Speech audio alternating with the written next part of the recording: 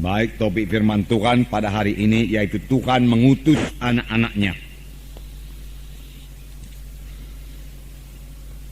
Tuhan mengutus anak-anaknya tertulis dalam Kisah Rasul pasal 13 ayat 1 sampai 12. Pada waktu itu dalam jemaat di Antioquia ada beberapa nabi dan pengajar, yaitu Barnabas dan Simeon yang disebut Niger, dan Lukius orang Kirene, dan Menahem yang diasuh bersama dengan raja wilayah Herodes, dan Saulus. Pada suatu hari ketika mereka beribadah kepada Tuhan dan berpuasa, berkatalah Roh Kudus, "Khususkanlah Barnabas dan Saulus bagiku untuk tugas yang telah kutentukan bagi mereka." Maka berpuasa dan berdoalah mereka, dan setelah meletakkan tangan ke atas kedua orang itu, mereka membiarkan keduanya pergi. Oleh karena disuruh Roh Kudus, Barnabas dan Saulus berangkat ke Selukia, dan dari situ mereka berlayar ke Siprus. Setiba di Salamis, mereka memberitakan firman Allah dalam rumah-rumah ibadah orang Yahudi, dan Yohanes menyertai mereka sebagai pembantu mereka. Mereka mengelilingi seluruh pulau itu sampai ke Pafos.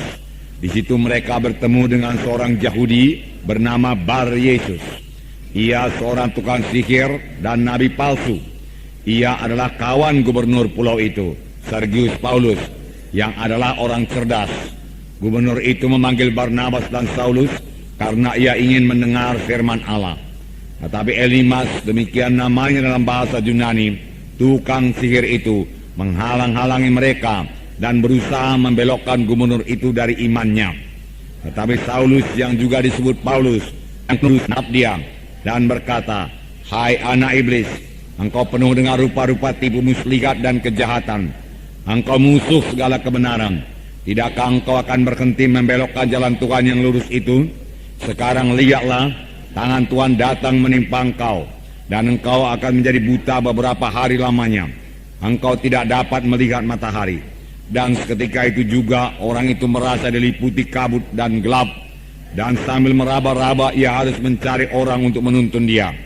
Melihat apa yang telah terjadi itu, percayalah gubernur itu, ia takjub akan ajaran Tuhan. Ini dikatakan jemaat di Antioquia dipersiapkan Tuhan untuk mengerjakan pekerjaan Tuhan dalam menjangkau jiwa-jiwa yang bukan bangsa Yahudi yang berada di bawah kekaisaran Romawi. Dan Tuhan memakai Paulus untuk ini, saudaraku. Saudara mengetahui riwayat sidang Antioquia ini. Riwayat sidang Antioquia ini bukan dimulai dari rasul-rasul yang menginjil, tidak. Tetapi dari anak-anak Tuhan yang tersebar karena aniaya. Dari anak-anak Tuhan yang tersebar ini, saudaraku, ada beberapa orang Siprus, orang Kirene, yang bicara kepada orang Yunani, yang bicara kepada orang Antioquia. Dan orang Antioquia, saudaraku, menerima Injil tersebut. Dan saudaraku, berdirilah sidang Tuhan di Antioquia. Dan kabar ini sampai ke Yerusalem. Lalu saudaraku, sidang pusat di Yerusalem mengutus Barnabas, saudaraku, ke Antioquia. Sesampainya Barnabas di Antioquia, ia bersuka cita dan menasehati orang Antioquia supaya tetap mereka dalam Tuhan. Tetapi Barnabas, saudaraku, melihat pekerjaan yang begitu pesat di Antioquia, lalu dia mencari Saulus, dan berdua mereka mengajari anak-anak Tuhan di Antioquia. Hasilnya yaitu setelah setahun mereka mengajar sidang Tuhan di Antioquia, maka di Antioquia lah orang-orang yang percaya itu mulai disebut Kristen, orang Kristen. Tetapi Tuhan tidak berhenti bekerja, saudaraku. Tuhan mau sidang itu bertambah-tambah dewasa, dan Tuhan kemudian melengkapi sidang di Antioquia ini. Firman Tuhan berkata dalam buku Efesus pasal 4 ayat 11, Tuhan memberikan rasul-rasul, nabi-nabi, guru-guru, pengajar-pengajar, dan penginjil-penginjil. Dan Tuhan telah melengkapi sidang di Antioquia ini. Sini dikatakan, saudaraku, mereka telah memiliki, saudaraku, nabi dan pengajar, yaitu Barnabas dan Simeon yang disebut Niger, Lukius orang Kirene, dan Menahem yang diasuh bersama dengan raja wilayah Herodes dan Saulus. Pada waktu mereka beribadah kepada Tuhan dan berpuasa, berkatalah Roh Kudus, khususkanlah Barnabas dan Saulus bagiku untuk tugas yang telah kutentukan bagi mereka. Jadi saudaraku, sidang jemaat di Antioquia ini telah dilengkapi Tuhan dengan beberapa nabi dan pengajar, dan Roh Kudus memimpin jemaat itu. Alangkah indahnya satu sidang yang dipimpin oleh Roh Kudus. Saya yakin sungguh-sungguh sidang kita ini dipimpin oleh Roh Kudus. Maka Roh Kudus dicurahkan dengan limpahnya dalam sidang Tuhan ini, saudaraku. Itu sebabnya, saudaraku, banyak jiwa-jiwa diselamatkan tiap-tiap minggu, saudaraku. Kalau kita memiliki iman yang lebih besar lagi, tiap-tiap minggu kita bisa mengalami mujizat Tuhan. Karena Tuhan kita Tuhan yang ajaib.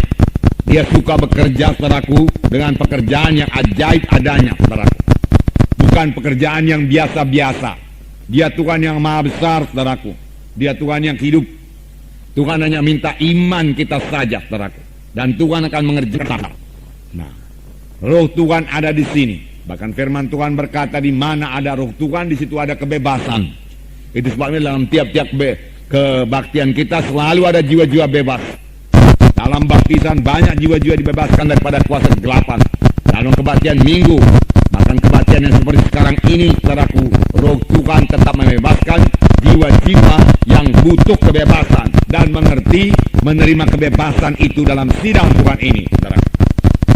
Nah, dalam lembaran saya bacakan ayat 2, pada suatu hari ketika mereka beribadah kepada Tuhan dan berpuasa, berkatalah Roh Kudus, khususkanlah Barnabas dan Saulus bagiku untuk tugas yang telah kutentukan bagi mereka. Di sini firman Tuhan dengan jelas berkata, berkatalah Roh Kudus. Saudaraku, jadi Roh Kudus itu bisa berkata-kata, saudaraku. Berkatalah Roh Kudus. Saudaraku, mulai daripada perjanjian lama, Tuhan sudah bicara. Perjanjian baru, saudaraku, Tuhan lebih banyak bicara. Pada akhir zaman ini, saudaraku, Tuhan lebih banyak lagi bicara, saudaraku. Pada akhir zaman ini, pada zaman sekarang ini, Tuhan bicara kepada kita masing-masing. Di sini dikatakan, berkatalah Roh Kudus. Khususkanlah Barnabas dan Saulus bagiku untuk tugas yang telah kutentukan bagi mereka. Jadi Roh Kudus bisa berkata-kata karena Roh Kudus hidup, saudaraku.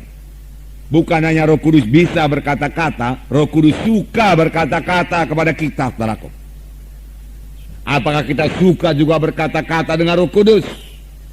Tentunya kita suka berkata-kata dengan Roh Kudus. Boleh jadi saudara bertanya bagaimana caranya. Sedikit akan kita lihat pada hari ini. Dan kita akan terus bertumbuh, saudaraku, dan mendengarkan suara Roh Kudus ini, saudaraku. Nah, saudaraku, kapankah Roh Kudus berkata-kata, saudaraku? Di sini dikatakan pada suatu hari ketika mereka beribadah kepada Tuhan dan berpuasa, berkatalah Roh Kudus. Ketika mereka beribadah kepada Tuhan, tidak dikatakan ketika mereka berdoa kepada Tuhan. Memang Roh Kudus bisa bicara juga pada waktu kita berdoa. Kalau kita memberikan dia kesempatan untuk bicara, saudaraku. Nah, tapi banyak anak-anak Tuhan berdoa, saudaraku, dengan cepat tanpa, saudaraku, memberikan kesempatan kepada Roh Kudus untuk bicara kepadanya, saudaraku. Kita perlu mendengar suara Roh Kudus. Karena firman Tuhan berkata Roh Kudus memimpinkan kita kepada segala kebenaran.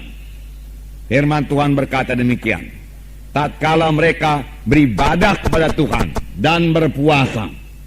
Berpuasa artinya menyangkal diri. Supaya mereka bisa memusatkan pikirannya, saudaraku, hatinya kepada Tuhan. Nah, mari kita membaca lembaran. Sidang Antioquia adalah sidang yang beribadah kepada Tuhan. Apakah yang dimaksud dengan ibadah ini? Dalam beribadah kepada Tuhan, kita mengadakan pelayanan terhadap Tuhan. Jadi kita yang melayani Tuhan. Kita layani Tuhan dengan pujian. Kita layani Tuhan dengan penyembahan. Ini beribadah kepada Tuhan.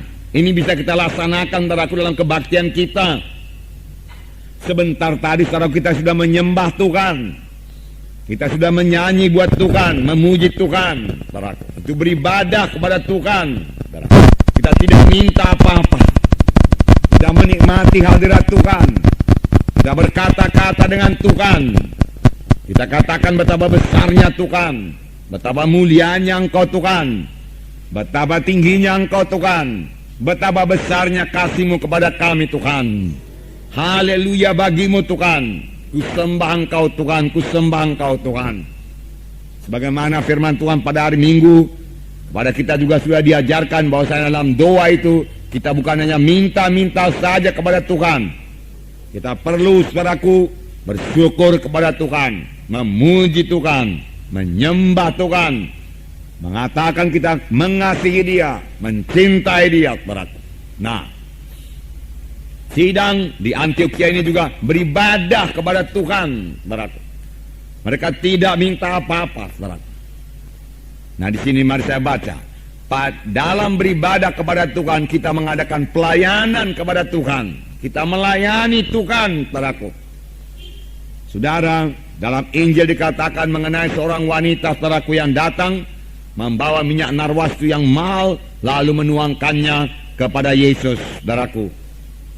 Lalu, saudaraku, dia membasahi, saudaraku, kaki dengan air matanya dan, saudaraku, melap kaki Yesus tersebut, saudaraku. Saudaraku yang kekasih dalam nama Yesus ini melayani Tuhan, dia melayani Tuhan, saudaraku. Dia memberikan pelayanan kepada Tuhan. Nah, saudaraku, sebagai orang percaya kita juga harus melayani Tuhan, saudaraku. Kerap kali kita hanya minta Tuhan melayani kita. Berikan saya ini Tuhan, berikan saya itu Tuhan, tolong saya di sini Tuhan, tolong saya di sana Tuhan. Oh begini begitu persoalannya Tuhan.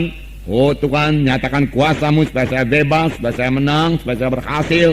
Semua permohonan demi permohonan. Tidak salah, saudaraku. Tidak salah. Tetapi kita juga harus bertumbuh, bertambah-tambah dewasa dalam doa dan pelayanan kita kepada Tuhan. Saudaraku, tidak minta-minta saja, saudaraku. Nah, dalam beribadah kepada Tuhan kita mengadakan pelayanan terhadap Tuhan. Pada waktu itu kita tidak meminta apa-apa kepada Tuhan, tetapi kita bersekutu dengan Tuhan, menikmati hadiratnya, bersyukur dan memuji, menyembah Tuhan. Raja Daud berkata, satu hal telah ku minta kepada Tuhan, yaitu supaya aku diam dalam rumah Tuhan, diam dalam bait Tuhan, dan menikmati hadirat Tuhan, menikmati kehadiran Tuhan. Dia mau tinggal di rumah Tuhan selama-lamanya.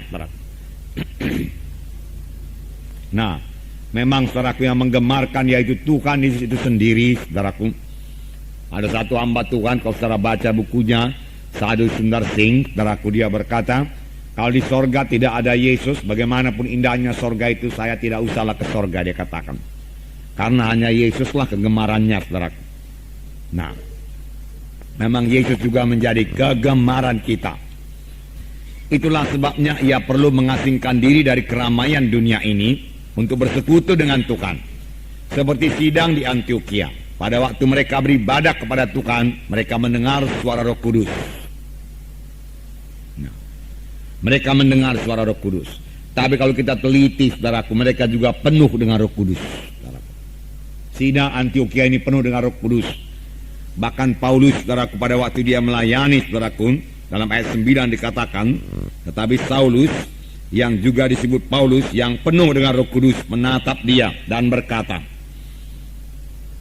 Nah, saudaraku, sidang Antioquia penuh dengan Roh Kudus. Dengan penuh dengan Roh Kudus, saudaraku, iman kita akan diteguhkan, saudaraku. Kita akan bertambah-tambah percaya akan mujizat Tuhan. Saudaraku, biarlah saya beritahu kepada saudara, Allah kita itu Allah yang ajaib, saudaraku. Allah yang maha kuasa, Allah yang berbuat perkara yang besar, saudaraku, yang tidak masuk di akal manusia ini. Itu sebabnya, saudaraku, kita bersuka cita tiap kali kita mengadakan KKR, kebangunan rohani. Mengapa? Karena tiap kali kita kebangunan rohani, saudaraku, KKR, saudaraku, kita percaya bahwasanya Tuhan akan mengerjakan mujizatnya. Karena dia Allah yang besar, saudaraku. Sebenarnya tiap kali Tuhan bergerak, saudaraku, ajaib Tuhan terjadi, saudaraku. Tiap kali Tuhan bicara, saudaraku, ajaib Tuhan terjadi, saudaraku. Maka dalam perjanjian baru kita lihat, saudaraku, tiap kali Tuhan memberikan perintah, saudaraku, maksudnya supaya mujizat Tuhan bisa terjadi. Tuhan memberi perintah, saudaraku, kepada pelayan-pelayan, saudaraku, pada waktu perjamuan kawin di Kana itu, isilah tempayan itu dengan air. Dan dengan sungguh-sungguh pula mereka mengisinya, bukan dengan separuh hati. Mereka tidak memakai pikiran mereka. Mereka tidak berkata, mengapa pula tempayan ini diisi dengan air. Yang kami butuhkan ialah air anggur, bukan air biasa. Tetapi mereka patuh. Mereka melakukan apa yang diperintahkan oleh Tuhan Yesus dengan sepenuh hati, dengan sungguh-sungguh, bukan asal jadi saja. Mereka tidak berkata, anggur yang perlu, tapi sudahlah, katanya isi air isialah sedikit, sudah, isi separuh kan sudah. Tidak, firman Tuhan berkata mereka mengisinya sampai penuh. Dan Tuhan Yesus berkata, cedolah air itu, berikan kepada pemimpin pesta. Lalu mereka mencedok air itu dan memberikannya kepada pemimpin pesta. Dan pemimpin pesta berkata, inilah anggur yang terbaik, lebih baik daripada anggur yang mula-mula. Firman Tuhan berkata demikian, mujizat Tuhan terjadi. Ini pelajaran kepada kita untuk bersungguh-sungguh dalam segala sesuatu yang diminta Tuhan dari kita. Kita perlu bersungguh-sungguh dalam pelayanan kita. Saudara pemimpin SKS perlu bersungguh-sungguh, saudaraku, di dalam melayani SKS saudara. Bersungguh-sungguh, bersungguh-sungguh. Tuhan suka. Tuhan melihat kesungguhan hati dan iman daripada orang yang buta itu. Setelah Tuhan mengoleskan, saudaraku, tanah liat yang dibasahinya dengan ludahnya itu, dia menyuruh supaya membasuhnya di kolam Siloam yang berjarak, saudaraku, 5 km, saudaraku, dari tempat Yesus membuat tanah basah dengan ludahnya itu. Itu memerlukan usaha yang sungguh-sungguh, memerlukan iman yang sungguh-sungguh, saudaraku. Dia tidak berkata, Tuhan, kalau Tuhan mau sembuhkan, sembuhkan aja lah. Mengapa sebenarnya Tuhan berbuat demikian? Mengapa Tuhan tidak sembuhkan saja, saudaraku? Ya. Mengapa, saudaraku, Tuhan menunggu lagi, saudaraku, 2 hari, saudaraku, pada waktu Lazarus sudah sakit, ngomong mati, lalu dia jumpa Lazarus sudah mati. Mengapa, saudaraku, Tuhan menyuruh Petrus bertolak ke tempat yang dalam, lalu labuhkan jalamu, tebarkan jalamu. Tuhan berkuasa di pinggir raja pun, saudaraku. Tuhan berkuasa memberikan ikan-ikan, saudaraku. Saudaraku, mengapa pula mesti ke tengah dulu, dayung dulu, saudaraku, ke tengah. Kemudian Tuhan berkata, taburkanlah jalamu, Petrus. Petrus sungguh-sungguh, walaupun akal Petrus, saudaraku, tidak bisa menerimanya. Petrus berkata, Tuhan, kalau menurut akalku ini, Tuhan, tidak mungkin dapat ikan. Karena aku sudah dari kecil nelayan di danau ini, Tuhan. Ini bukanlah waktu yang tepat menangkap ikan. Kami biasa menangkap ikan pada waktu malam hari. Sepanjang malam pun tidak dapat apa-apa. Apalagi pagi hari, Tuhan. Tetapi karena Engkau berfirman, tetapi karena Engkau mengatakannya, walaupun tidak masuk di akalku, aku kerjakan dengan sungguh-sungguh. Karena Engkau, Tuhan, tidak pernah berkata dengan sia-sia. Ini dia, Tuhan, kutaburkan jalaku. Lalu dia taburkan jalanya dengan sungguh-sungguh. Jala itu penuh dengan ikan. Sehingga dia menggapai perahu-perahu lain supaya datang menolong. Saudaraku, mengapa Tuhan bekerja begitu, saudaraku? Mengapa tidak diberikan saja ikan? Nah, Petrus, aku maha kuasa, aku ajaib adanya. Penuh perahumu dengan ikan. Kenapa, saudaraku? Karena Tuhan, firman Tuhan berkata, tanpa iman mustahil. Kalau tidak punya iman, tidak mungkin berkenan kepada Allah. Saudara mau memperkenankan Tuhan, punyailah iman. Saudara mau Tuhan berkenan dalam pelayanan saudara, punyai iman. Punyai iman. Saya percaya waktu kita KKR di Siantar itu dan hujan turun, saudaraku, Tuhan berkenan pada waktu kita memiliki iman, waktu kita menyetop hujan itu dalam nama Yesus. Punya iman. Tuhan bekerja, saudaraku, dengan pekerjaan yang lebih ajaib yang bisa dipikirkan. oleh manusia. Kalau Tuhan hanya melakukan apa yang bisa kita analisa dengan pikiran kita, dia tidak begitu besar. Dia biasa-biasa sajanya itu. Kalau manusia pun bisa memikirkannya, lalu manusia pun berkata, bisanya itu. Itu namanya Tuhan yang biasa-biasa saja, saudaraku. Tetapi tidak. Tuhan kita Tuhan yang besar. Dia melakukan perkara yang besar. Apa yang mustahil kepada manusia tidak mustahil kepada Tuhan. Apa yang tidak mungkin kepada manusia mungkin kepada Tuhan. Dari itu kalau saudara menghadapi situasi yang tidak mungkin untuk diselesaikan secara manusia, jangan putus asa. Ada Tuhan yang berkuasa, saudaraku. Ada Tuhan yang berkuasa. Nah, saudara kekasih dalam nama Yesus, supaya kita bisa menyambut, saudaraku, suara Tuhan ini, kita perlu selalu penuh dengan Roh Kudus. Itu sebabnya Efesus 5:18 berkata, hendaklah kamu penuh dengan roh. Penuh dengan roh mengakibatkan, saudaraku, bernyanyi dengan sukacita, saudaraku, berkata-kata, saudaraku, dari firman Tuhan, mengucapkan firman Tuhan, mazmur, puji-pujian, ucapan syukur, saudaraku.